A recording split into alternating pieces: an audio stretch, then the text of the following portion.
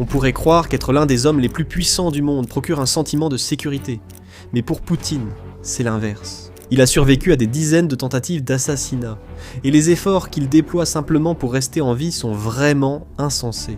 Il possède une voiture digne de James Bond, un avion invisible, une flotte d'Air Force One, et bien plus encore de paranoïa. Imaginez Poutine en route vers un défilé lorsque des mercenaires Wagner rebelles tendent une embuscade au convoi. Des coups de feu éclatent des deux côtés de la route. Malheureusement pour les mercenaires, Poutine se trouve dans son Oryx Senna, une limousine hybride V8 de 6 tonnes et demie, qui est en fait un véritable char d'assaut. La première salve de balles d'AK-47 frappe la porte et ne laisse pratiquement aucune trace. Se rendant compte que cela ne suffit pas, les assaillants sortent un camion équipé d'une mitrailleuse lourde et déchaînent rafale après rafale sur le convoi.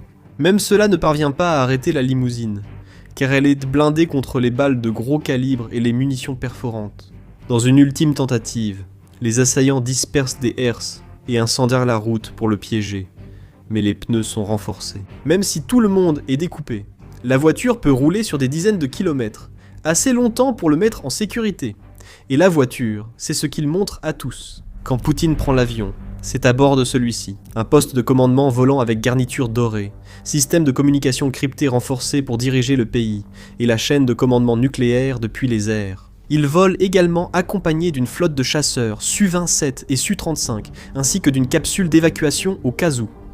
Il y a aussi le train personnel, dont presque personne n'a connaissance. Ils sont tellement blindés que chaque wagon a besoin de 6 essieux, rien que pour supporter le poids.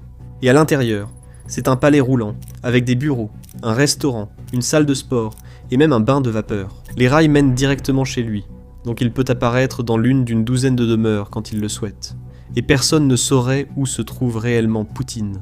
Si tu veux détester ton travail, souviens-toi seulement. Et en plus de ça, Poutine est tellement paranoïaque qu'il fait ramasser ses excréments lors de ses voyages à l'étranger, pour que personne à l'étranger ne puisse vraiment savoir à quel point il est malade.